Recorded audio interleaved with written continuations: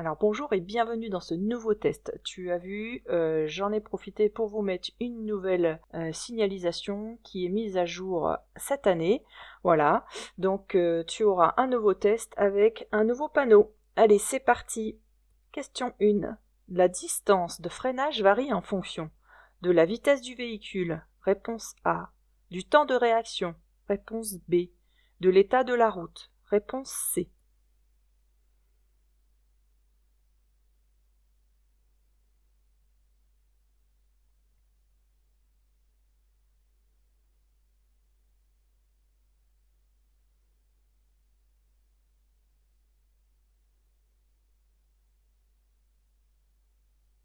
Alors, la distance de freinage, c'est entre le moment où vous allez commencer donc à freiner et le moment où la voiture va s'arrêter. D'accord? Donc toute cette distance-là, entre le moment où vous prenez le frein et le moment où le véhicule s'arrête, c'est la distance de freinage. Donc ça n'a rien à voir avec le temps de réaction.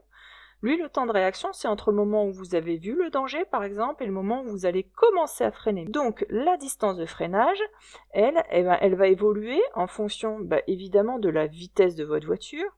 Plus vous allez rouler vite, plus vous mettrez du temps à faire ralentir votre voiture et à finir par l'arrêter, d'accord? Et ça va aussi dépendre de l'état de la route, d'accord? Si vous êtes sur une chaussée humide, par exemple, où il y a plein de feuilles aussi sur le sol, évidemment, vous ne pourrez pas freiner aussi fort que sur une route sèche, parce que sinon votre voiture va perdre l'adhérence et vous allez glisser. D'accord? Donc en fonction de l'état de la route, votre freinage sera plus ou moins important. Donc la distance de freinage varie en fonction de la vitesse de votre véhicule. Plus vous roulez vite, plus elle va être longue, et de l'état de la route. Donc réponse A et C. Question 2. La présence d'un triangle de présignalisation à bord de mon véhicule est obligatoire. Réponse A. Recommandée. Réponse B.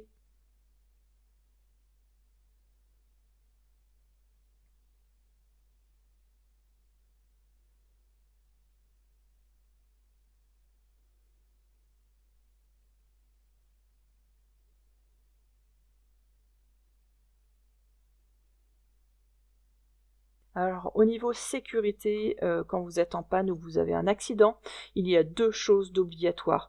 Vous avez le triangle de présignalisation que vous devez posséder à bord de votre véhicule et votre gilet de sécurité que vous devez posséder à proximité immédiate de vous, du volant, donc en règle générale dans la boîte à gants. D'accord? Donc là c'était réponse A. Question 3. La vitesse est limitée à 50 km/h. Avant ces panneaux, oui, réponse A. Non, réponse B. Après ces panneaux, oui, réponse C. Non, réponse D.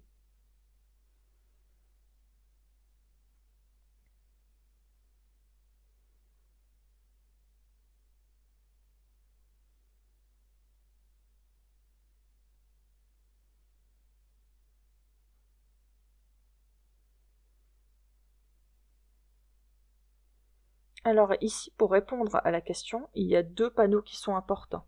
C'est celui-ci et celui-là. D'accord? Ces deux-là sont importants. Alors, le premier nous dit que nous sortons d'agglomération. Ce qui veut dire que avant le panneau, nous étions limités à 50 km/h. Comme on sort d'agglomération, normalement, on devrait pouvoir accélérer de nouveau. Mais on a le deuxième panneau là qui nous dit que nous sommes limités à 50 km/h. Je vais un petit peu en dehors de la question.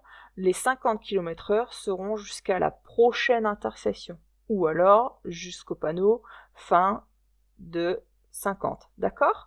Donc là, la vitesse est limitée à 50 km/h avant ces panneaux. Oui, réponse A. Après ces panneaux, oui aussi, c'est encore limité à 50 parce qu'ils vous remettent un panneau. Donc A et C. Question 4.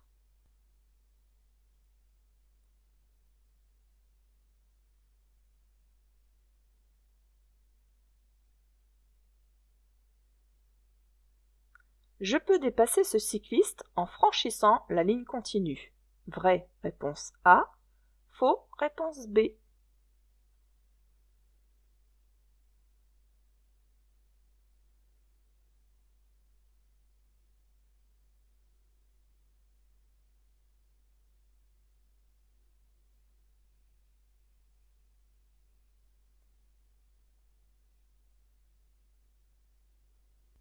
Alors là, dans cette question, on nous demande si je peux dépasser ce cycliste en franchissant la ligne continue. Alors, il faut bien faire la distinction entre franchissement et chevauchement. Alors, quelle est la différence entre le franchissement et le chevauchement? Alors, si je vous dessine une ligne continue, le chevauchement, c'est quand vous vous mettez à cheval, c'est-à-dire que là, vous avez votre voiture qui est une partie sur le côté gauche et une partie sur le côté droit. Donc, vous avez pas toutes les roues qui sont de l'autre côté, d'accord? Ça, c'est le chevauchement. Le franchissement, c'est ça. C'est-à-dire que quand vous changez complètement de voie et que vous vous retrouvez carrément de l'autre côté de la voie de la ligne continue. Donc là, vous vous retrouvez de l'autre côté. Donc ça, c'est le chevauchement. Vous êtes à cheval et là, vous avez carrément franchi. Ça, c'est le franchissement. Alors, la réglementation depuis ces dernières années nous autorise à chevaucher une ligne continue pour dépasser un cycliste pour pouvoir respecter l'intervalle minimum de sécurité. Mais ça ne nous interdit pas le franchissement. On a seulement le droit de chevaucher une ligne continue. D'accord? Là, on aurait pu chevaucher parce que toutes les conditions étaient réunies. Il y avait personne qui arrivait en face. On avait l'espace nécessaire pour se rabattre ensuite. Donc, c'était possible de chevaucher. Mais on n'a pas le droit de franchir. Donc, est-ce que je peux dépasser ce cycliste en franchissant la ligne continue? C'est non. Réponse B. Question 5. J'effectue régulièrement le même trajet. Ma vigilance a tendance à augmenter, réponse A, à diminuer, réponse B.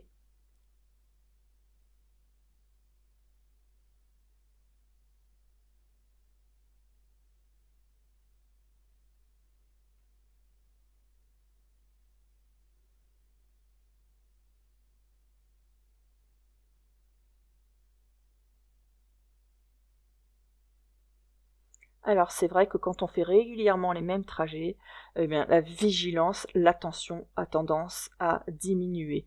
Il y en a même certains, je pense que vous en connaissez autour de vous à qui c'est arrivé, qui même un week-end, eh bien, ont pris le trajet par exemple pour aller au travail. Et on roule un petit peu en pilote automatique, d'accord? Certains, même quand ils font régulièrement les mêmes trajets et qui sont concentrés sur autre chose, du coup, ne se rappellent même plus s'ils ont passé le feu au vert ou pas. Donc il faut faire très attention quand on fait des trajets réguliers comme ça. D'accord?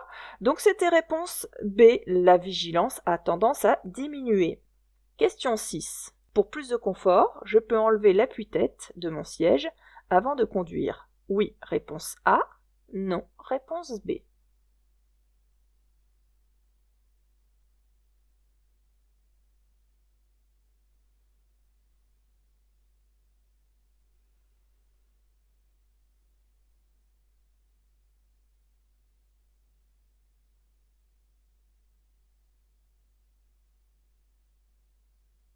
Alors à quoi ça sert l'appui-tête? Ça sert principalement à éviter le coup du lapin. Vous savez, la tête qui part en arrière. D'accord? Parce que là, vous pouvez terminer paralysé si vous n'avez pas votre appui-tête. Donc il est important de le mettre, que ce soit à l'avant ou à l'arrière. Donc là, c'était réponse B. Je n'enlève pas mon appui-tête. Réponse B.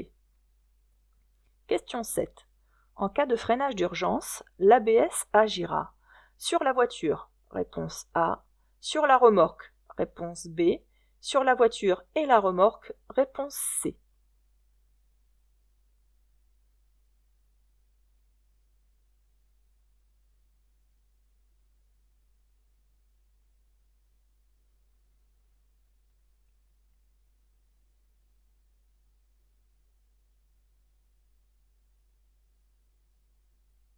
Alors vous savez, l'ABS, c'est pour éviter le blocage des roues. Donc il y a tout un tas de capteurs sur votre voiture qui détectent au moment où la roue se bloque, qui va desserrer un petit peu votre freinage, le freinage à votre place, hein, d'accord, pour pouvoir éviter de bloquer les roues et donc de déraper, d'accord. Et ça ne se fait que sur la voiture. Il n'y a pas d'équipement, de calculateur qui est fait pour voiture et remorque pour l'instant, hein. Donc là, c'était réponse A. Question 8. Certains liquides de lave-glace sont efficaces jusqu'à des températures de l'ordre de moins 20 degrés. Oui, réponse A. Non, réponse B.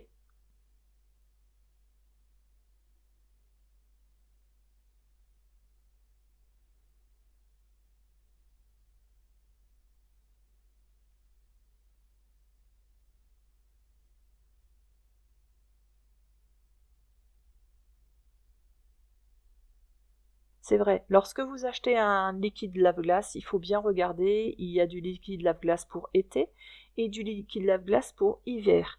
L'hiver, il a la spécificité de pouvoir supporter les températures extérieures vraiment très basses jusqu'à, en effet, moins 20 degrés. L'intérêt, c'est quoi? C'est que ça évite que ça devienne un glaçon à l'intérieur de votre réservoir, parce que vous savez que quand vous faites geler de l'eau, ça gonfle, hein, le volume est plus important.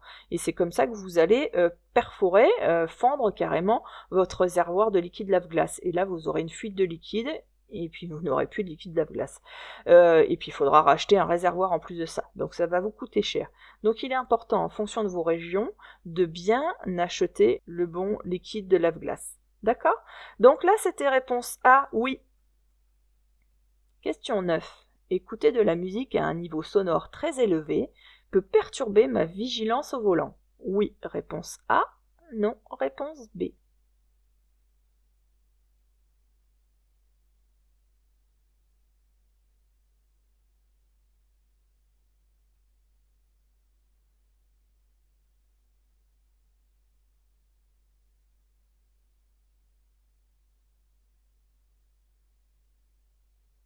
Alors c'est vrai que ça perturbe le niveau sonore, hein. Si c'est très élevé, ça perturbe. Et en plus de ça, eh bien vous n'allez pas détecter tous les indices sonores. Quand je parle d'indices sonores, ça peut être quoi? Ça peut être une moto ou un scooter qui arrive sur le côté, hein. On entend le bruit quand il est proche de vous.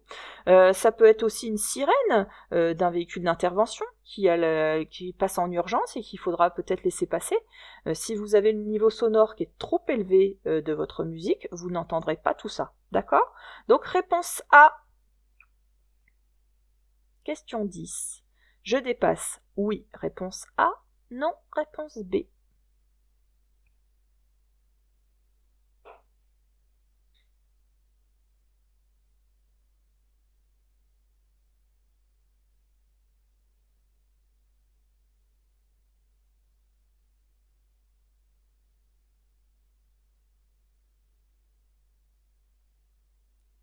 Alors, on a un marquage qui nous dit, là de notre côté, hein, là si on a les pointillés de ce côté-là, ça veut dire qu'on a le droit de dépasser.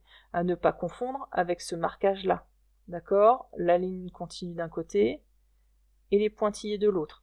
Donc là, nous, de notre côté, on a la ligne continue, les pointillés, c'est de l'autre côté. Donc ceux d'en face ont le droit de dépasser. D'accord? Là, eux, de leur côté, ils ont une ligne continue, ils n'ont pas le droit de dépasser. Et moi, j'ai les pointillés, donc normalement, j'ai le droit de dépasser. Mais vous avez un panneau ici, un panneau qui nous dit que dans 100 mètres, il sera interdit de dépasser. D'accord? Sauf un deux roues, c'est pas le cas. Là, c'est pas un deux roues. Là non plus. En plus, qu'est-ce qui se passe? Donc, en plus de ce panneau-là, si on dépasse le premier véhicule, on n'aura pas l'espace nécessaire de sécurité entre lui et moi qui vais me retrouver au milieu, et entre moi qui suis au milieu et celle de devant. Donc on n'a aucune des conditions réunies pour pouvoir dépasser devant moi. D'accord? Donc là, c'était réponse B. Question 11. Pour croiser ce piéton, je respecte un intervalle minimum de 2 mètres, réponse A. 1,50 m, réponse B. 1 mètre, réponse C. 0,50 m, réponse D.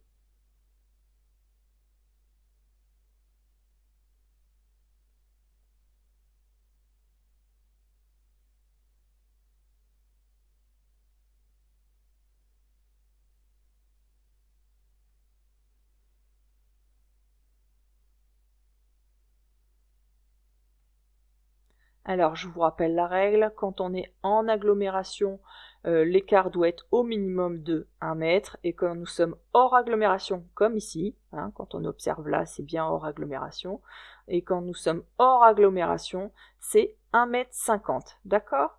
Donc là, c'était réponse B. Question 12.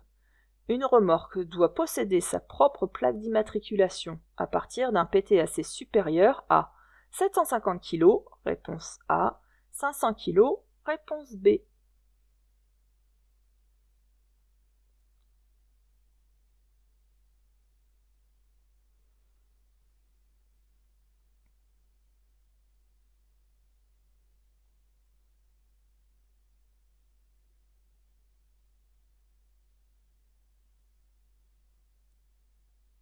Et ceux qui sont inscrits donc à la formation avec les petites astuces gratuites pour pouvoir progresser rapidement, c'était une des fiches que je vous avais données à réviser, ça, pour pouvoir bien répondre aujourd'hui.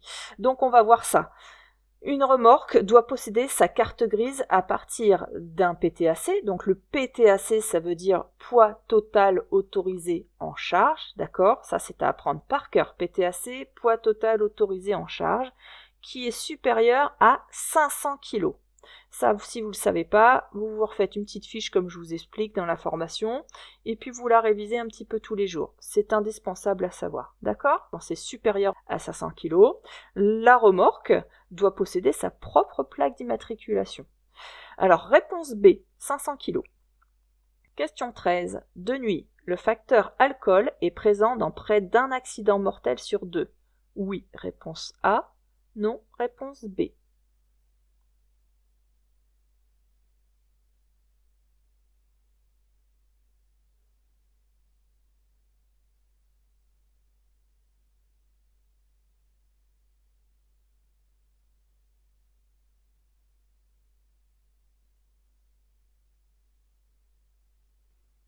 Et oui, malheureusement, c'est vrai, c'est bien un accident mortel sur 2 la nuit à cause de l'alcool. Donc là, c'était réponse A. Question 14. Ce symbole aide à l'éco-conduite. Oui, réponse A. Non, réponse B. Je suis en sur-régime. Oui, réponse C. Non, réponse D.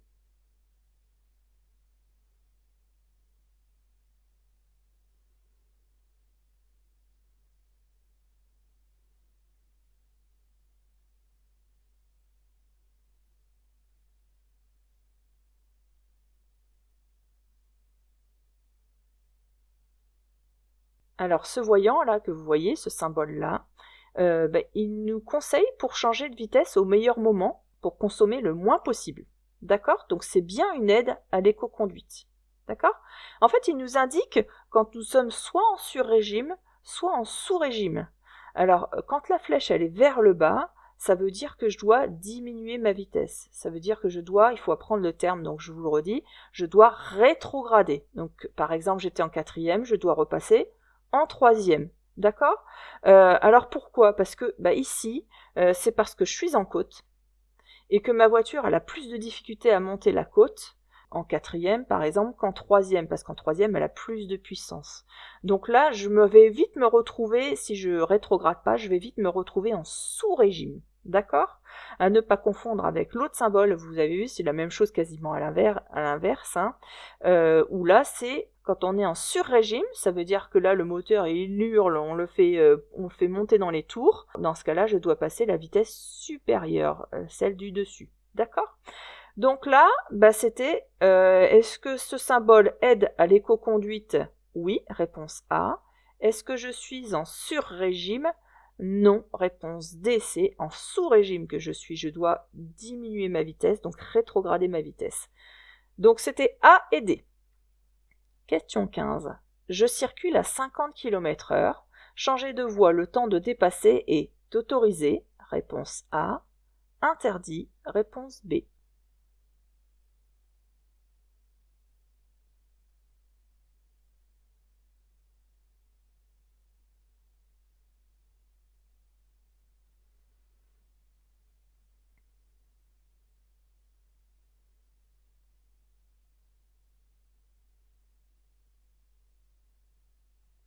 Alors, qu'est-ce qu'on voit? On voit les pointillés larges et resserrés, d'accord? Et on a aussi le panneau qui nous dit véhicule lent. Donc nous sommes ici dans une voie réservée pour véhicules lents. Petit rappel, la voie réservée pour véhicules lents, elle est faite pour ceux qui circulent jusqu'à 60 km/h. Donc voilà, jusqu'à 60 km/h. Ce qui veut dire que si je suis à 50 km/h, je peux circuler. Si je suis à 60, je peux circuler. Si je suis à 65, je ne peux pas circuler dans cette voie-là.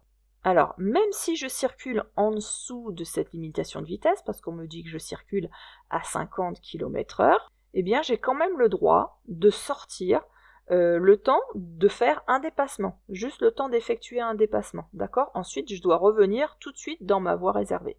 Bien sûr, ça c'est à condition de céder le passage aux autres véhicules qui circulent sur mes voies à gauche, mais là il n'y a personne, d'accord?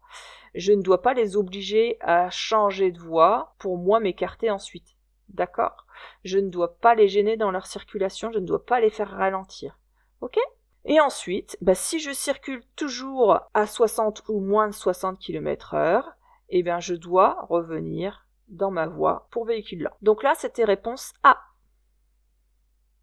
Question 16. Il est préférable d'inciter à descendre ces passagers situés aux places arrière, côté rue. Réponse A. Côté trottoir. Réponse B.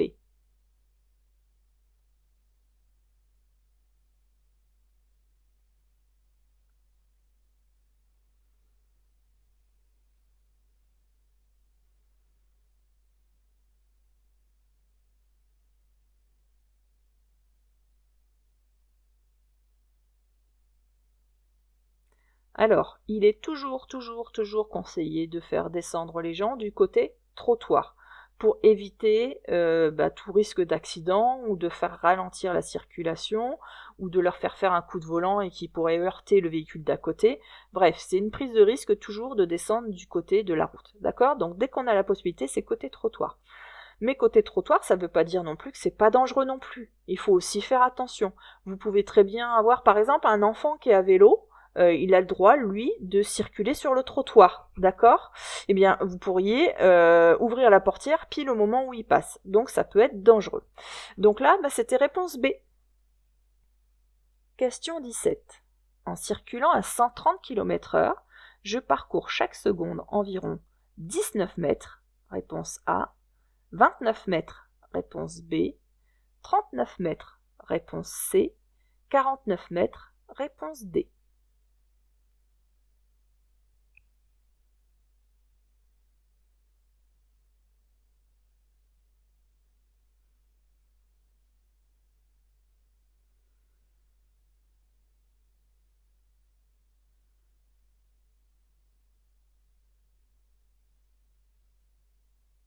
Il y a une règle rapide à retenir, c'est que si vous êtes à 130 km/h, d'accord, vous prenez le chiffre des dizaines et vous le multipliez par 3. Ça, c'est ce que vous parcourez, ça, en une seconde, d'accord? Voilà. Donc, 13 fois 3, ça fait 39. Alors, si vous n'êtes pas fort en maths, moi, je vous conseille de faire une petite fiche, d'accord? Et puis de connaître votre distance que vous parcourez pendant une seconde, hein, d'accord? Vous le calculez à la maison, vous le mettez sur une fiche, et vous calculez, vous devez le savoir pour si vous circulez à 30 km/h, si vous circulez à 50 km/h, si vous circulez à 80, à 90, à 110 et à 130, d'accord? Avec ça, vous devriez vous en sortir. Vous l'apprenez par cœur, donc une petite révision, une fois le matin, une fois le soir, comme je vous explique dans les petits cours. Et puis, ça va rentrer et vous le saurez sans problème. Parce que le but, c'est de répondre en 20 secondes. Alors, si vous n'êtes pas fortiche en maths, 20 secondes, ça passe très très vite. Et là, vous êtes perdu, vous répondez au hasard. Dans ce cas-là, apprenez par cœur. Vous cassez pas la tête, apprenez. Donc là, c'était 39 mètres, donc réponse C. Question 18. Sur une autoroute à deux voies, les poids lourds peuvent utiliser la voie de gauche. Oui, réponse A. Non, réponse B.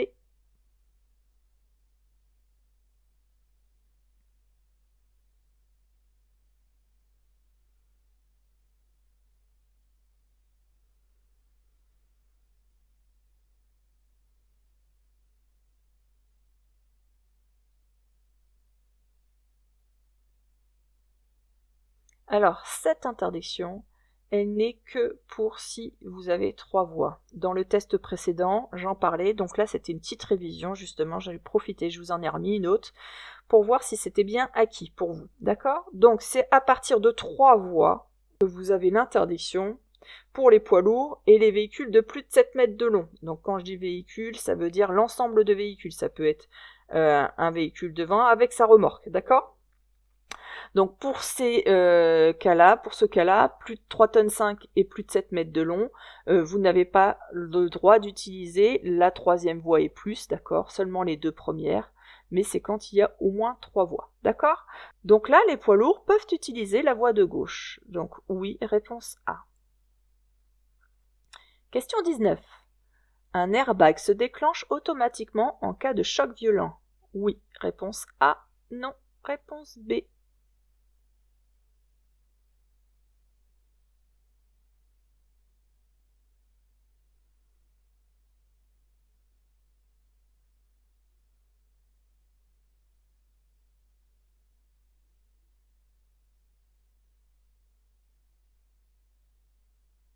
Alors je vous confirme, hein, l'airbag ça se déclenche bien automatiquement et puis quasi instantanément, hein, c'est des microcentièmes de seconde, d'accord, en cas de choc violent, d'accord. Donc sur les voitures récentes, vous allez même en trouver un peu partout, hein. Donc au niveau du volant, au niveau du tableau de bord ici, c'est pour ça qu'il faut jamais mettre vos pieds là d'ailleurs, et puis ça peut être au niveau des montants, sur les côtés, pour tous les usagers de la voiture, d'accord. Donc là c'était réponse A. Question 20. La différence admise entre deux pneus d'un même essieu doit être inférieure à 0,5 mm, réponse A, 2,5 mm, réponse B, 5 mm, réponse C.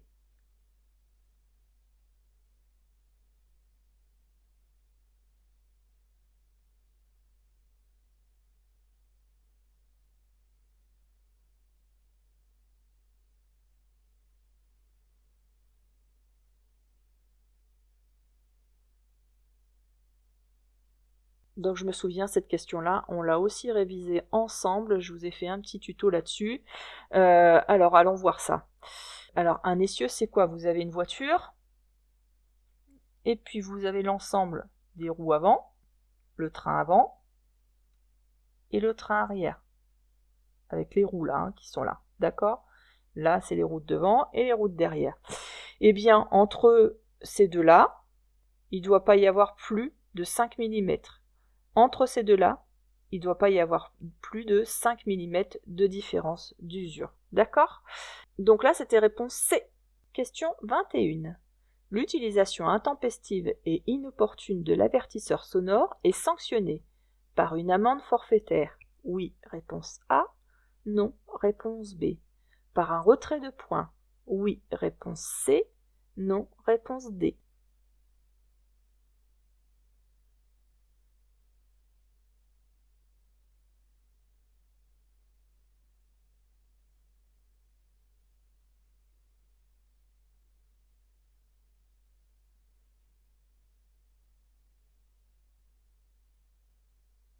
Eh bien, elles s'enchaînent les questions que je vous avais proposé de réviser donc justement avant cette série-là.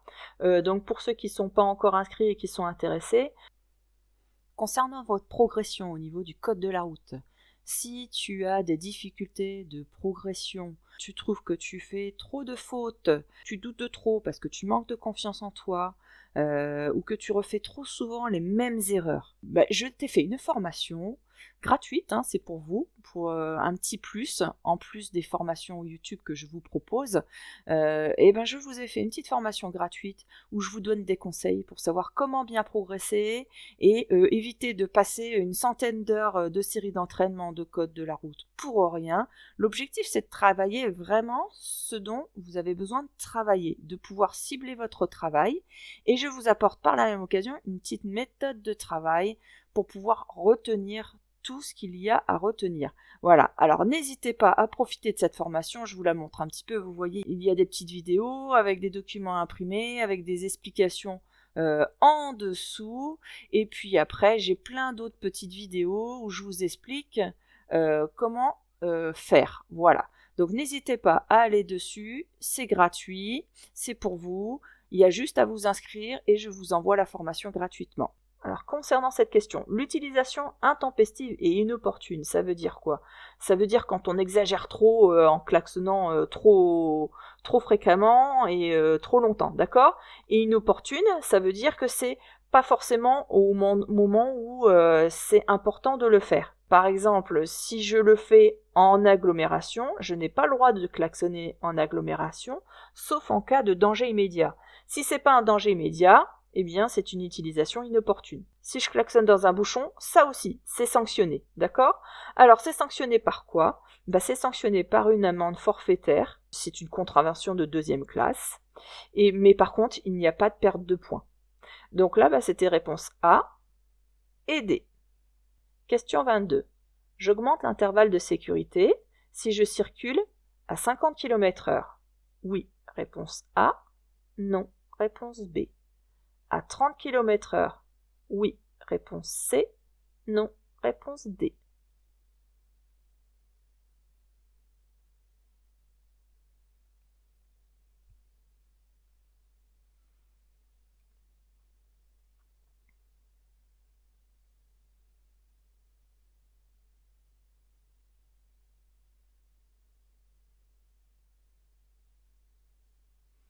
Alors, qu'est-ce qu'on constate? On constate qu'ici, il y a de la neige. Le véhicule devant freine. Et encore un peu plus loin devant, il y a 2 scooters qui circulent, et ils n'ont pas peur, qui circulent sur la neige. Je ne sais pas s'ils freinent ou pas, mais ça reste dangereux, parce qu'à mon avis, eux, ils risquent de vraiment glisser dans le virage. Donc celle-ci est en train de freiner. Donc si j'arrive à 50 km/h, là je pense que c'est l'accident assuré, d'accord. Là, si la voiture freine et que moi je glisse, là je tape automatiquement, d'accord. Même à 30 km/h, ça reste dangereux, parce que si ma voiture commence à glisser, elle peut avancer toute seule, sans que j'accélère et tout en freinant ou en essayant de lâcher le frein progressivement pour reprendre l'adhérence. Mais si ma voiture glisse, elle glisse, d'accord? Alors il vaut mieux augmenter ces distances de sécurité pour éviter de percuter la voiture de devant au cas où on perd l'adhérence de la voiture. Donc là, c'était réponse A et C. Dans tous les cas, il faut augmenter les distances de sécurité. Question 23. J'attends le feu vert pour tourner à droite. Oui, réponse A. Non, réponse B.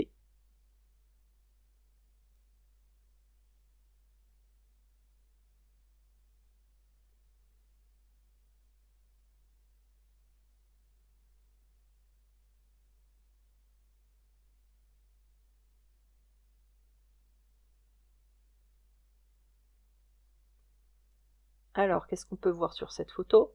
Vous avez un feu qui est rouge, donc normalement je dois m'arrêter, mais ils ont rajouté, ici, là, vous voyez, une flèche clignotante.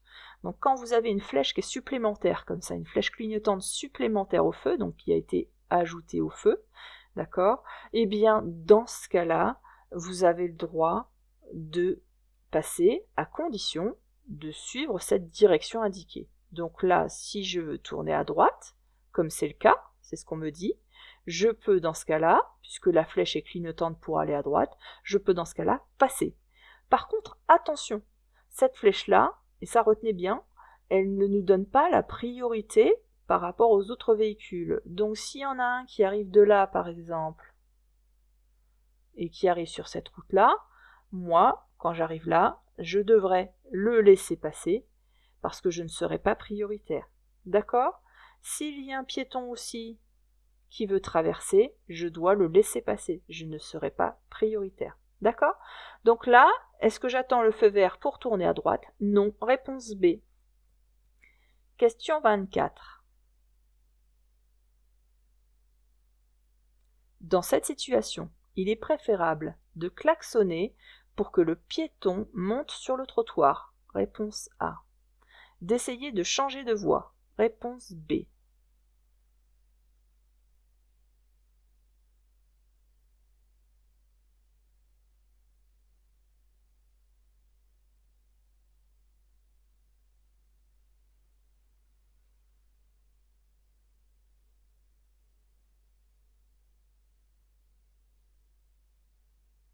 Alors, est-ce qu'il est préférable de klaxonner pour que le piéton monte sur le trottoir?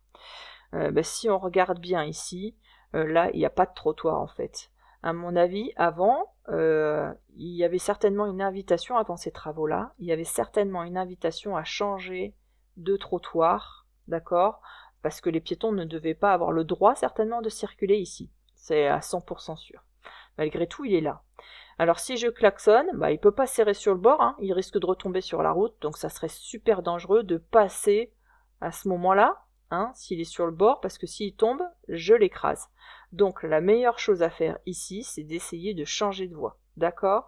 Si je ne peux pas le faire tout de suite, si je ne peux pas changer tout de suite de voie parce qu'il y a du monde sur les côtés ou quelqu'un dans mon angle mort, je ralentis de manière à garder mes distances avec lui, donc je ne m'approche pas plus. J'attends que les autres voitures soient passées dans la voie de gauche et ensuite je me déporte. D'accord? Pour pouvoir éviter le suraccident. D'accord? Donc là, c'était réponse B. Question 25. Près d'un accident corporel de la route sur 10 est lié à l'utilisation du téléphone en conduisant. Oui, réponse A. Non, réponse B.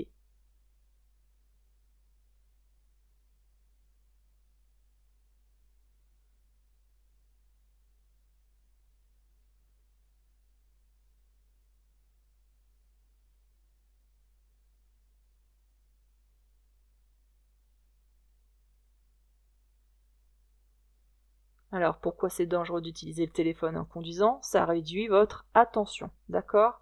Vous êtes moins concentré sur ce qui se passe sur le devant, vous regardez moins vos rétroviseurs, vous regardez moins la signalisation, vous faites moins attention à l'évolution des autres usagers, d'accord? Vous détectez moins si un piéton veut traverser, par exemple. Et puis votre champ visuel, il se réduit aussi. De fait de passer de l'intérieur comme ça, tout proche à l'extérieur, ça vous réduit votre champ visuel. C'est pour ça que près d'un accident corporel de la route, sur 10, est lié au téléphone. D'accord? Donc là, c'était vrai. C'est donc oui. Réponse A. Question 26. Mon permis est invalidé suite au retrait de tous les points. Je dois restituer celui-ci à la préfecture dans un délai maximal de 5 jours. Réponse A. 10 jours. Réponse B. 15 jours. Réponse C.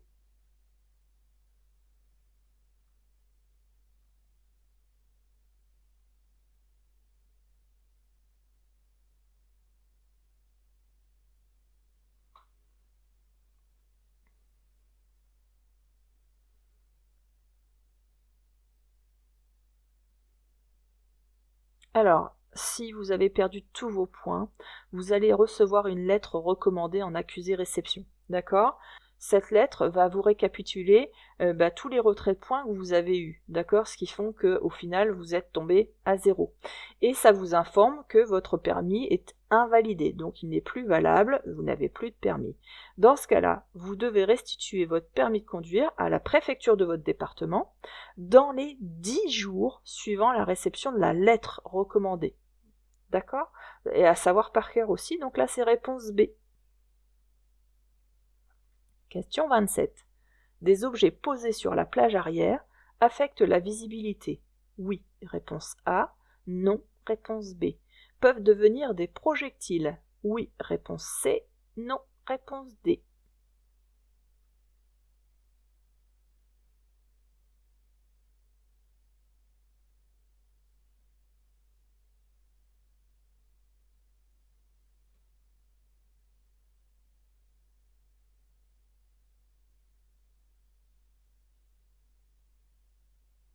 Les objets posés sur la plage arrière, en effet, ça affecte la visibilité, ça la réduit la visibilité, d'accord? Elle est moins bonne. Donc là, c'était oui. Est-ce que ça peut devenir des projectiles? Oui, ça peut devenir des projectiles. Et quelques grammes sur la plage arrière, que par exemple un téléphone peut vite devenir, en fonction de votre vitesse, des kilos qui sont projetés. Donc il faut faire attention à ça. Donc c'était réponse A et C. Question 28. Utiliser un parc relais pour aller au centre-ville permet d'éviter les contraintes de stationnement en ville. Oui, réponse A. Non, réponse B. De limiter la pollution. Oui, réponse C. Non, réponse D.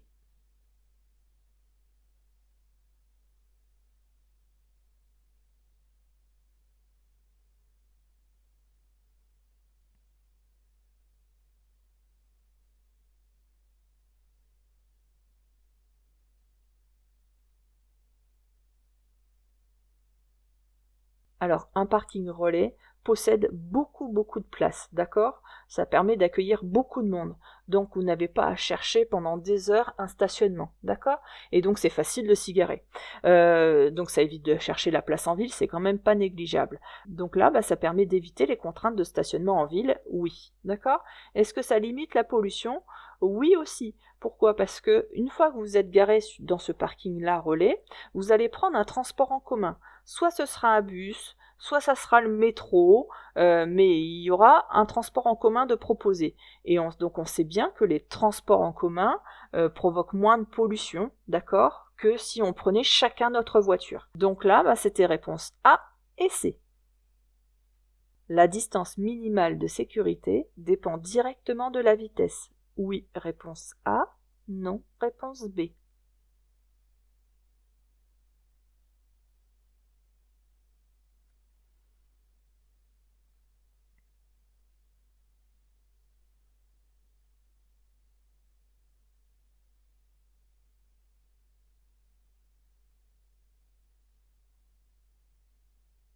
Eh bien, en effet, plus vous allez rouler vite, plus votre distance de sécurité sera importante à tenir, d'accord?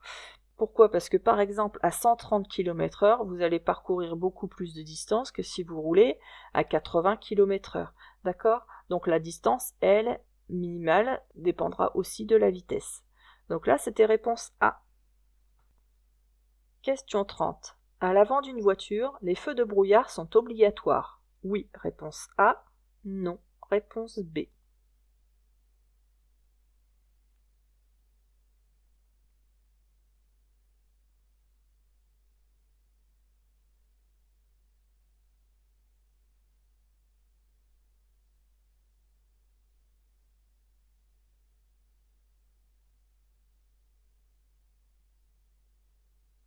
Donc sur toutes les nouvelles voitures, c'est installé automatiquement les feux de brouillard avant, mais ce n'est pas obligatoire. Vous pouvez avoir des vieilles voitures, comme moi, j'ai aussi une vieille voiture, qui n'en a pas, d'accord? Donc là, c'était réponse B. Question 31. Les utilisateurs d'engins de déplacement personnel, EDP, non motorisés, sont assimilés à des piétons. Oui, réponse A. Non, réponse B.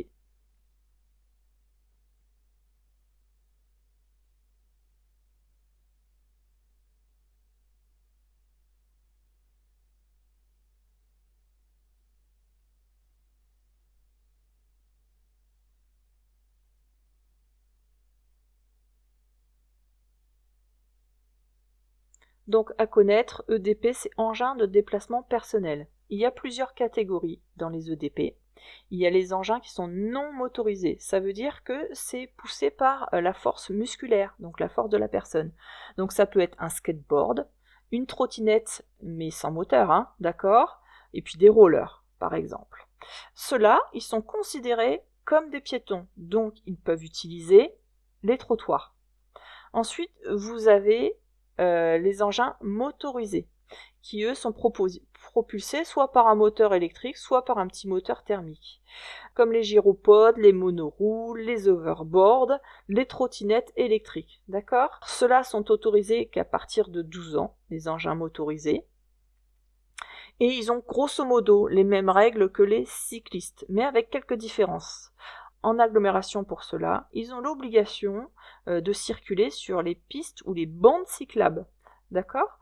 Et s'ils ne peuvent pas le faire, s'il n'y a pas de piste, pas de bande cyclable, ils sont autorisés à circuler sur la chaussée, à condition que la limitation de vitesse soit à 50 km/h sur cette chaussée-là, ou moins. Quand vous êtes hors agglomération, la circulation est interdite sur la chaussée avec ces engins-là. Vous avez seulement le droit sur les voies vertes et les pistes cyclables. Donc là, c'était réponse A. Les engins de déplacement personnel non motorisés sont assimilés à des piétons. Question 32. Pour mieux voir, j'allume les feux de route. Oui, réponse A. Non, réponse B.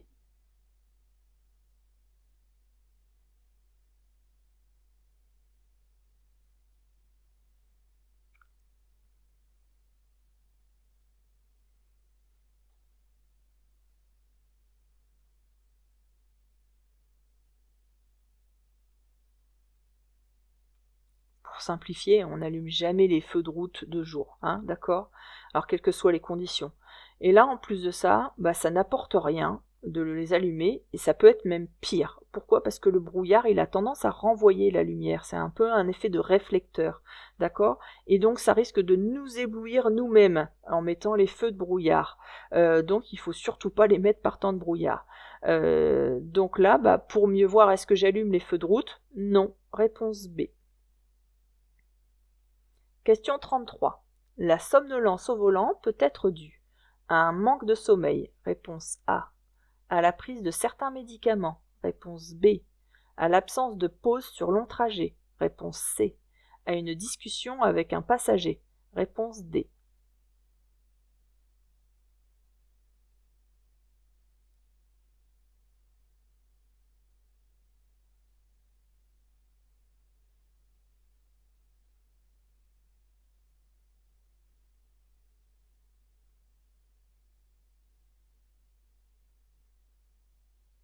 Alors, qu'est-ce qui peut provoquer la somnolence au volant? En effet, il y a le manque de sommeil, ça je pense que vous en doutiez. Il peut y avoir la prise de certains médicaments aussi, l'absence de pause sur un long trajet aussi. Vous savez qu'il est conseillé quand même de se reposer au moins toutes les 2 heures. Une discussion avec un passager, non, au contraire, ça maintient un peu plus éveillé. D'accord? Donc là, c'était réponse A, B et C. Question 34. Alerter les secours, c'est préciser le lieu de l'accident? Oui, réponse A. Non, réponse B. Le nombre de victimes? Oui, réponse C. Non, réponse D.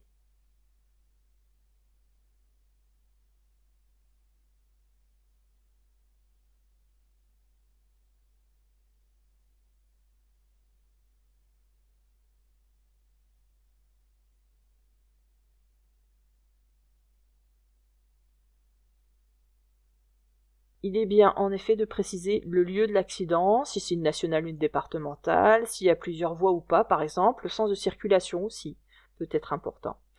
Ensuite, par rapport aux victimes, c'est bien de faire le tour de l'ensemble des véhicules accidentés, de tous les véhicules, pour faire le point. D'accord? Quand vous allez appeler, on va vous demander le nombre de victimes. C'est important, S'il n'y a qu'une victime ou s'il y a 15 victimes, il ne faudra pas le même nombre de véhicules pour intervenir. D'accord? Il faudra aussi dire à peu près estimer l'âge de la victime. Si c'est un bébé, c'est pas le même équipement. Il faudra regarder aussi la gravité des blessures, si c'est une hémorragie aussi, par exemple, si elle est consciente. Donc une fois que vous avez pris toutes ces informations-là, vous pouvez donc alerter les secours. D'accord? Donc vous avez vu, le nombre de victimes fait partie des choses à donner en information. Donc là, c'était réponse A et C. Question 35. Lorsque j'installe un enfant, je vérifie l'ajustement du harnais de sécurité. Oui, réponse A. Non, réponse B. L'ajustement de la ceinture de sécurité. Oui, réponse C. Non, réponse D.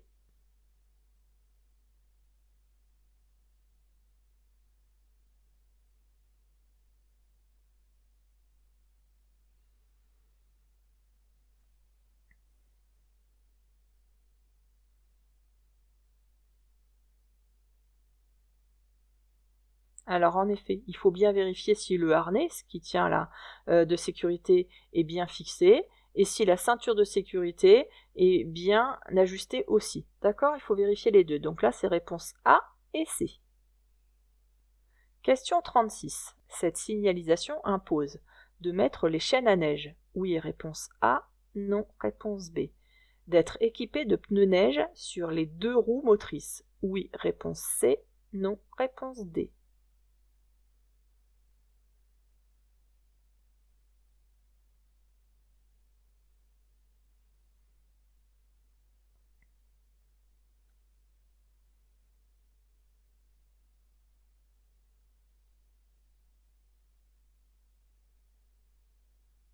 Alors ça, c'est un nouveau panneau qui est en action à partir de cette année. Donc j'en profite pour vous le mettre. On l'a révisé ensemble, je vous ai fait une explication pour ceux qui ont accès à la petite formation. Alors, ce panneau-là, vous allez le rencontrer, vous l'aurez pour la période hivernale. La période hivernale, ça sera du 1er novembre jusqu'au 31 mars. d'accord? Et puis ça va se situer dans les départements qui sont situés dans les massifs montagneux. Ça peut concerner plusieurs villages, enfin il y a toute une zone dans chaque département. Dans ces départements-là, il y aura toute une zone où on va rencontrer ce panneau-là. D'accord? Alors si vous voulez plus d'informations, il suffit que vous alliez sur le site de la sécurité routière et puis là, ils vont vous mettre toutes les zones obligatoires, les zones où vous allez rencontrer ce panneau-là. Ça vous permet d'anticiper un petit peu et de vous équiper en conséquence. D'accord? Dans les lieux où il y aura ce panneau-là, les usagers de la route auront le choix entre détenir des chaînes à neige, d'accord, dans leur coffre. C'est pour ça que c'est mis dans une petite valise. Vous devez posséder des chaînes à neige que vous devez mettre au moins sur les 2 roues motrices ou être équipé de pneus hiver. Donc pendant cette période hivernale, vous devez avoir 4 pneus hiver au moins sur votre véhicule. D'accord? Ça c'est la réglementation. Alors je vais vous mettre ici ce que c'est qu'un pneu hiver, d'accord? Donc vous avez vu, il y a des petits symboles. Il y a le symbole M+S ou alors MS et MES, d'accord? Mais vous avez aussi ce petit symbole alpin là aussi, avec le petit flocon de dessiner. Est-ce que cette signalisation impose de mettre les chaînes à neige? Non, ça n'impose pas de les mettre, parce que pendant toute la période hivernale, il n'y aura pas tous les jours de la neige sur ces routes-là, d'accord? Donc vous devez pouvoir avoir des chaînes à neige à mettre sur vos roues motrices, d'accord? Mais vous n'êtes pas obligé de les mettre, d'accord? Ensuite, est-ce que ça impose d'être équipé de pneus neige sur les 2 roues motrices? Non, ça impose pas d'être équipé sur les 2 roues motrices. Ça impose donc les pneus hiver, les symboles que je vous ai donnés tout à l'heure, sur les 4 roues de votre véhicule, d'accord? Donc là, c'était réponse B et D. Question 37. Mon acuité visuelle diminue lorsque je circule dans un tunnel. Oui, réponse A. Non, réponse B. Je circule de nuit. Oui, réponse C. Non, réponse D.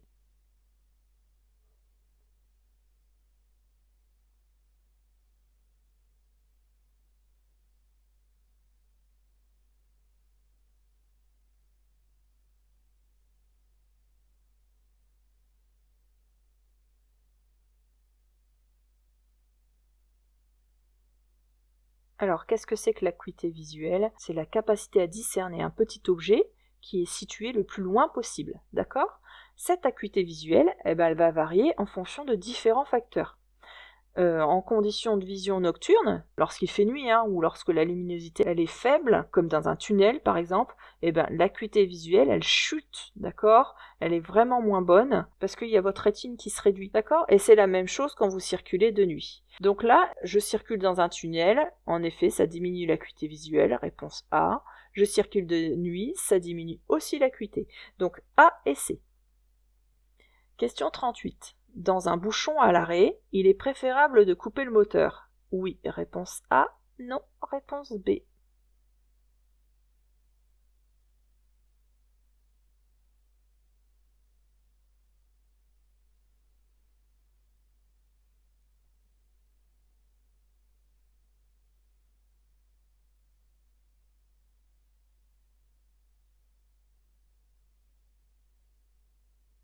Alors, le fait de couper le moteur, ça permet de réduire la pollution, parce qu'on évite de rejeter des gaz d'échappement, d'accord?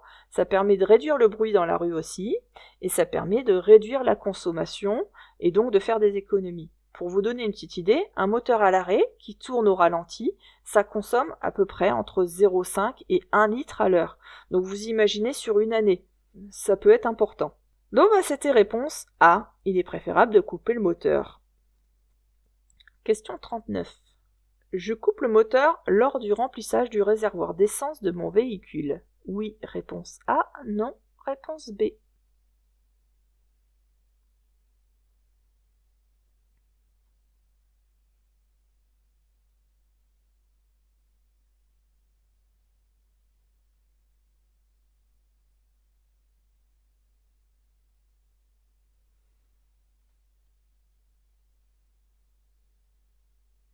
Alors, c'est important de respecter des précautions de sécurité quand vous remplissez votre réservoir d'essence, d'accord? Il y a 3 choses à faire obligatoires. Il faut impérativement couper le moteur, ne pas fumer et éviter d'utiliser son téléphone portable. Pourquoi? Parce que ça peut provoquer des risques d'étincelles et donc d'explosion à cause des émanations d'essence. D'accord? Pourquoi? Parce que l'essence est un liquide inflammable et ça dégage des vapeurs explosives. Ça peut provoquer un drame. Donc là, c'était réponse A. Question 40. Dans cette voie, je dois respecter une vitesse minimale de 60 km/h. Réponse A. 70 km/h. Réponse B. 80 km/h. Réponse C. 90 km/h. Réponse D.